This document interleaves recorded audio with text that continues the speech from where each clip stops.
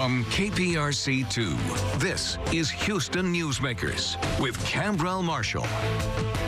Our children are hurting. They're hurting psychologically, they're hurting physically, they're being hampered in their academic growth, and much of it is because of the pandemic. The bottom line is they and the adults who support and nurture them need help. Dr. Quianta Moore spends her life looking at how to provide that support after her sociology degree, then law degree, then medical school, now an adjunct professor at the Department of Pediatrics at Baylor College of Medicine and a fellow in child health policy at the Baker Institute for Public Policy. That's where she can put her thoughts and proposals in the hands of those who can do something about it. Dr. Moore joins me this morning to talk about some of the issues I touched upon. It's good to see you again, Dr. Moore. And you're back with very good news, receiving the $4 million endowment from the Huffington Foundation. What does that mean for the kind of research that you do? It means everything. We are so grateful to the Huffingtons and their foundation for believing in the types of work that I do and the need for this type of work. Endowments are not something that happens all the time. And so when they do happen, it really means that we're able to do work that that we know really responds to the needs of society, whether it be our Texas policymakers or at the state level, at the federal level. Mm-hmm. And so it really makes us unhindered. We're able to follow and respond to needs that arise, as opposed to the traditional research pathway where we have to constantly apply for grants that align with foundation priorities.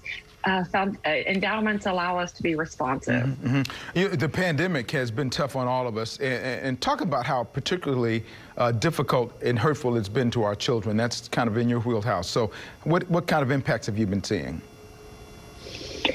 Yeah, unfortunately, the pandemic has created additional strains on parents, caregivers, the family unit, and there really hasn't been a good way to support families during this time. Pre-pandemic, if you've heard me talk before, read any of my research papers, I always talk about the importance of the first couple of years of life. And that's because from a physician's perspective, that's really the point of development and cognitive growth, and it really lays the foundation for a child's architecture for their brain, which sets the path for the rest of their life. Well, in normal circumstances, educating parents, supporting them to do more engagement with their children, more reading, more singing, more talking, forming attachment, that's already not an easy task. But now in the midst of a pandemic with social isolation, many families losing their jobs, the stress and strain of being worried about catching the COVID or having to work, in the midst of if you're a low-wage worker in a grocery store or essential worker. So all of those different pressures really do limit the capacity for parents to engage in their children in the type of way that builds resilience. Hasn't the pandemic actually exposed some of the issues that were already there, maybe exposed them and made them a little bit more visible?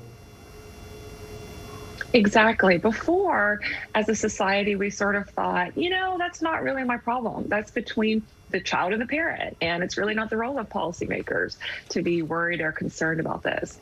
But I think we can learn from some research conducted in Canada for a similar situation, not similar in what caused the social isolation, but similar in that folks were, having to stay in their homes for long periods of time. There was huge economic loss, financial costs, and research showed that actually impacted society. So that generation of children had less cognitive function and did not perform as well, and then later had higher rates of diabetes. So we as a society now are recognizing that this affects all of us. Mm-hmm. It's really not just something that's happening between the individual parent and child, but really how do we think about supports that help bolster the next generation. So the reality is, as always happens when we get together and talk, Dr. Moore, we have a lot more to talk about than time will allow, but I want to invite everybody to join us on the Houston Newsmakers Extra as we continue our conversations. But this is Black History Month, and so I do want to talk with you about how kids in African-American communities are dealing with the extra stress of the pandemic. You say that in some ways the strength of that community has been helpful in helping things not to be worse than they possibly could be. Yes, absolutely. So the resilience within communities, neighbor helping neighbor. In Houston, we're very fortunate. I have extensive data on 2 neighborhoods thus far that we've done in 3rd Ward and Sunnyside, both historically African-American communities. And one of the things that we found is that there's strong pro-social behavior. In other words, neighbors helping neighbors, neighbors checking on the elderly to make sure they have their medication, folks watching each other's kids. Now, this was really high pre-pandemic. And so we conducted some research to identify how the pandemic, as well as the racial injustice that's been brought to light in recent events, has affected these communities. And you know what? We found that people are still helping each other. It's in a different way. They're socially, distanced, meaning, a neighbor might check on another elderly neighbor, but this time will stay on the porch or pick up her medication. So we know that this is really the secret sauce, and it's something that for many communities and neighborhoods are missing throughout our country. And that's been generational, has it not, in terms of that mantra?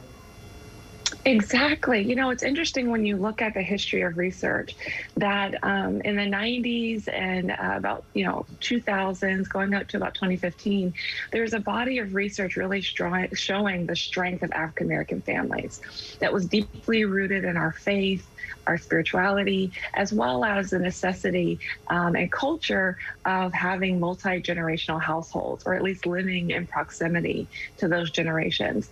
And then now over time, you're seeing less and less of that. And it's curious to me whether it's a result of funding priorities, which, no longer fund research that shows strengths and assets of African-American homes, or it's rather that, with upward mobility and lots of changes that we've had in our society, that some of that has been fragmented. But I think that we can do a case study on the 2 neighborhoods that we've examined so far and really take learnings for policymakers and across the country of how do we preserve that even despite severe adversity. That'll be a very important conversation. I know you've made proposals to the Biden administration about a better way forward for all of our children. I want to thank you in advance for sticking around to talk more about that on Newsmakers Extra. I invite you all to join us as well. Please do that. It's on the Newsmakers page. Click to Houston.com and you'll be able to find a continuing conversation.